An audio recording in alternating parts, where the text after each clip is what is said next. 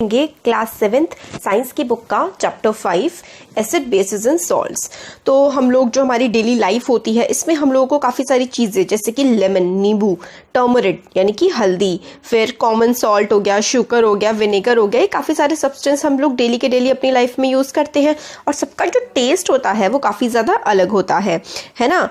तो lemon juice कैसा होता है, खट्टा सा होता है। ऑरेंज जूस भी हल्का सा खट्टा, विनेगर भी हल्की खट्टी होती है, कर्ड खट्टी मीठी होती है, टर्मरिक यहाँ पे टर्मरिक था, टेमरिड था, अच्छा सॉरी, देखिए टर्मरिक जो है ना, टर्मरिक होती है हल्दी और टेमरिंड जो है ये इमली होती है। ठीक है, मैंने इसको टर्मरिक पढ़ रहा था पहले। तो इनका टेस्ट अलग अलग होता है। कुकुम्बर का कैसा होता है ना, हल्का मीठा मीठा सा होता है। तो हम लोग को पता लगता है कि कुछ चीज़ें तो सोर होती हैं, कुछ चीज़ें खट्टी होती हैं और कुछ चीज़ें बिटर होती हैं, कुछ चीज़ें कड़वी होती हैं, कुछ चीज़ें सॉल्टी होती हैं नमकीन, और कुछ चीज़ें स्वीट होती हैं। तो हम एसिड्स और बेसिस का कैसे पता लगाते हैं? तो देखिए कर्ड, दही हो गई, lemon juice, orange juice, vinegar होता है सिरका, इन सब का टेस्ट कैसा होता है? सोर। सोर का मतलब होता है ये खट्टे होते हैं, है ना। सोर का मतलब है ये सारे के सारी चीज़ें खट्टी होती हैं। तो दीज सब्सटेंसेस टेस्ट सोर बिकॉज दे कंटेन एसिड्स। तो ये सारी की सारी चीज़ें जो हैं, जो लेमन जूस हो गया, ऑरेंज जूस हो गया, कर्ड हो गया, ये सारी की सारी चीज़ें खट्टी होती हैं क्योंकि इनमें एसिड होता है। तो केमिकल नेचर जो है ना इन सारे के सारे सब्सटेंसेस का, वो क्या है? एसिडिक है इनके केमिकल नेचर। और वर्ड जो है ना ये एसिड, ये एक्कर वर्ड से आया हुआ है जिसका मतलब होता है खट्टा। और ये जो हो गए हमारे विनेगर हो गए, ये लेमन जूस हो गया, ऑरेंज जूस हो गया, ये सारे के सारे क्या हैं? ये सारे के सारे हमारे नेचुरल एसिड्स है। क्यों? क्योंकि हमें नेचर में मिलते हैं। लेमन क्या है? फल है, नेचर से मिलता है हमें। और ऑरेंज भी है ना, कर्ड हम लोग दूध से बनाते हैं। बेकिंग सोडा, अब देखिए बेकिंग सोडा क्या है? बेकिंग सोडा अगर आप लोग टेस्ट करेंगे तो आपको कड़वा लगेगा क्योंकि इट ऑल्सो टेस्ट सो क्या कड़वा होता है, खट्टा। देखिए सोर का मतलब होता है खट्टा, ये आप याद रख लीजिए, सोर का मतलब खट्टा होता है। और बिटर का मतलब होता है कड़वा। करेले को बिटर गार्ड बोलते हैं ना, वो कड़वा होता है। बिटर का मतलब होता है कड़वा।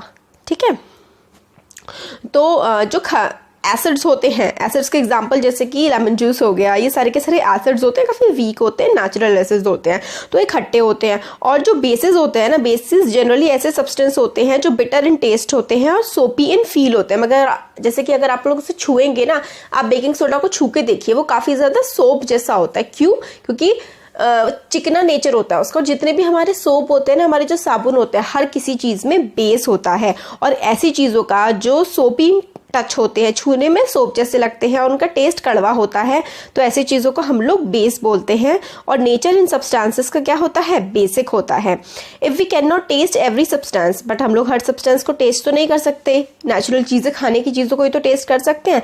तो इसलिए अगर हम लोगों को पता लगाना है कि कोई चीज़ एसिडिक है, बेसिक है, तो उसके लिए हम लोग एक स्पेशल सब्सटेंस का इस्तेमाल करते हैं और उन सब्सटेंस को हम लोग इंडिकेटर्स बोलते हैं। तो special type of substance are use to test whether a substance is acidic और बेसिक। ठीक है, तो इन्हें हम इंडिकेटर बोलते हैं।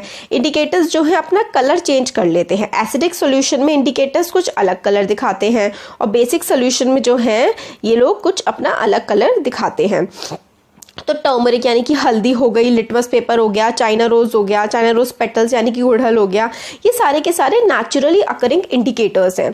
तो नेचुरली अकर ये करते हैं, मतलब इसका हो गया ये हमें नेचर में ही मिलते हैं, टर्मरिक और लिटमस पेपर। अब टर्मरिक कैसे हुआ? जो हल्दी होती है ना, आपने देखा होगा जैसे कि आपकी वाइट कलर की शर्ट पे अगर हल्दी पड़ जाती है तो वो पीली हो जाती है, और आप उस पर ज़रा डिटर्जेंट लगाइए और उसमें हल्का सा पानी डालिए तो वो आपको लाल दिखेगी, रेड कलर की दिखेगी। तो ये होता है इंडिकेटर। तो हमारे अभी हम आगे चैप्टर में पढ़ेंगे कि किस तरीके से इंडिकेटर्स काम करते हैं। तो हमें कुछ एग्जांपल्स दिए हुए हैं, ये चीज़ें भी काफ़ी इंपॉर्टेंट है आपके एग्जाम पॉइंट ऑफ व्यू से कि एसिटिक एसिड किस में होता है? विनेगर, जो सिरका होता है उसमें एसिटिक एसिड होता है। आंट की जो स्टिंग है, मतलब जो चींटी काट लेती है तो वो फॉर्मिक एसिड रिलीज करती है। और जैसे ऑरेंज, लेमन, इसमें सिट्रिक एसिड होता है। कर्ड में लैक्टिक एसिड, स्पिनच में ऑक्जेलिक एसिड। ठीक है, तो आपको ये, मैं तो डिक्टेट ही करना हुआ, आप ये एसिड्स जो है ना ये सारे आपको याद होने चाहिए, काफ़ी इंपॉर्टेंट है। और बेसिस जैसे कि लाइम वाटर का मतलब होता है अगर आप उसमें कैल्शियम हाइड्रोक्साइड हो, चूना टाइप जो होता है ना, वही होता है। और सोप हो गया, ये सारे के सारे मिल्क ऑफ मैग्नीशिया, ये सारे के सारे क्या हैं, ये सारे बेस हैं। ठीक है, ऊपर वाले क्या थे, एसिड, और ये सारे के सारे बेस हो गए। अब हम लोगों को नेचुरल इंडिकेटर्स, हमारे आसपास नेचुरल इंडिकेटर्स क्या क्या हैं, तो एक होता है लिटमस। लिटमस एक नेचुरल डाई होता है, कॉमनली यूज। हम लोग जो ज़्यादातर हर चीज़ को टेस्ट नहीं कर सकते हैं तो हम लोग एक लिटमस पेपर का इस्तेमाल करते हैं ये पता लगाने के लिए कि कोई चीज़ एसिड है या बेसिस है। ये लाइकन्स होते हैं, उससे एक्सट्रैक्ट किया जाता है, लाइकन्स से ये निकाला जाता है। It has a mauve colour, मतलब पर्पल जैसा कलर होता है। जब अगर उसमें आप पानी डालेंगे ना तो पर्पल कलर आपको दिखेगा, और जब आप इस पे एसिड डाल देंगे तो ये पर्पल से किस में हो जाएगा, पर्पल से एसिड में। अगर आप एसिड डालेंगे लिटमस में तो ये रेड हो जाएगा, और अगर आप उसमें बेस डालेंगे तो इट टर्न्स ब्लू। मतलब पर्पल था, पहले पर्पल था, आपने बेस डाला तो ये बिल्कुल ब्लू कलर का हो गया। It is available in the form of solution, मतलब सोल्यूशन की पानी जैसे फॉर्म में भी होता है, और स्ट्रिप्स की। आपको आई गेस स्कूल में जब आप लोग जाएंगे तो टीचर्स एक लिटमस पेपर का एक्सपेरिमेंट कराते हैं। सिंपल सी पतली सी स्ट्रिप होती है, ब्लू से कलर की होती है, पर्पल कलर की होती है एक्चुअली। उसमें आपको नींबू का पानी निचड़वाएंगे तो वो रेड हो जाएगा, और फिर उसके बाद अगर आप साबुन लगा देंगे उस पर तो वो क्या हो जाएगा, वो ब्लू कलर का हो जाएगा। लिटमस पेपर काफ़ी ज़्यादा मतलब इजीली अवेलेबल होता है। Available as red and blue litmus paper. Red and blue litmus paper जो है इसके फॉर्म में ये अवेलेबल होता है। तो ये लिटमस का ये रहा, इससे हम लोग एक्सट्रैक्ट करते हैं। ये जो लाइकन्स है ना, लाइकन्स से हम लोग लिटमस एक्सट्रैक्ट किया जाता है, लेते हैं, और इस तरीके से पेपर दिखता है। ये रेड लिटमस पेपर है, ये ब्लू लिटमस पेपर है। रेड लिटमस पेपर जो है ना ये बेस टेस्ट करने के लिए यूज़ किया जाता है, क्योंकि जब हम इस पर कोई भी बेस डालते हैं तो ये अपना कलर चेंज कर देता है ना। और ब्लू किसके लिए, हम लोगों को ब्लू जो है वो हम एसिड टेस्ट करने के लिए यूज़ करते हैं, एसिड का टेस्ट करने के लिए। तो मतलब उल्टा हो जाता है, अगर रेड कलर का है तो हम बेस का टेस्ट करेंगे, और ब्लू कलर का है तो हम एसिड का टेस्ट उस पर करेंगे। देखिए यही इसमें एक्टिविटी में बताया गया है जो मैंने अभी आपको बताया था। तो कुछ अलग तरीके के सॉल्यूशंस भी होते हैं। The solutions which do not change the colour either red or blue litmus are known as neutral solutions. तो ऐसे सॉल्यूशंस मतलब कुछ ऐसी चीज़ें भी होती हैं जो न्यूट्रल होती हैं, जैसे कि पानी हो गया। आप लिटमस पेपर में पानी डालेंगे तो वो अपना कलर नहीं बदलेगा। तो पानी जो है ना वो ना ही एसिडिक होता है, और ना ही जब उसका pH 7 है तो ना ही वो एसिडिक है और ना ही वो बेसिक है। तो वो जो लिटमस पेपर है उसका कलर को वो चेंज नहीं करेगा। अब turmeric is a natural indicator. Turmeric क्या होती है, हल्दी। तो बिल्कुल वही एक्टिविटी में भी बताया गया है कि आपके व्हाइट कलर के कपड़े पे अगर कोई दाग लग जाए हल्दी का, फिर अगर आप उसे डिटर्जेंट डालेंगे या सोप डालेंगे तो वो रेडिश कलर का हो जाता है। अब आपको बताया गया है कि आप लोग लाइम वाटर या चूना कैसे बना सकते हैं। तो आपको थोड़ा सा पानी लेना है, टम्बलर मतलब एक मग्गे में, और उसमें आपको चूना डाल देना है, उस सोल्यूशन को घुमाना है, और फिर उसके बाद थोड़ा सा लाइम वाटर उसमें से आप निकाल सकते हैं। इस तरीके से आप लाइम वाटर सोल्यूशन बना सकते हैं और उसमें टेस्ट कर सकते हैं। और एक ग्रीटिंग कार्ड के बारे में बता रखा है कि आप एक पहले पेपर पे हल्दी लगा दीजिए, उसे सुखा दीजिए, और उसके बाद आप सोप के सोल्यूशन से उस पर कोई भी डिज़ाइन बना दीजिए, वो काफ़ी ज़्यादा सुंदर लगेगा। तो अब दूसरा एक और नेचुरल इंडिकेटर है China rose as indicator. China rose या फिर आप उसे गुड़हल का जो फूल होता है उसको आप लोग तोड़ लीजिए और उसको मतलब थोड़ा सा मसल लीजिए और उसको पानी मिला दीजिए, और इंडिकेटर, ये आपका इंडिकेटर बन गया। तो पानी आप मिला देंगे उसको थोड़ा सा मसल करके, तो वो पिंकिश, देखिए लाइट पिंक कलर का रहता है। ठीक है, लाइट पिंक कलर का। आप जब इसमें एसिड डालेंगे तो ये मैजेंटा कलर बन जाता है ना, एसिड डालेंगे तो। और अगर आप बेस डालेंगे तो ये ग्रीन कलर का बन जाता है। तो हमें पता लग जाता है कि कौन सी चीज़ एसिडिक है और कौन सी चीज़ बेसिक है। तो ये हम लोगों को इससे पता लग जाता है।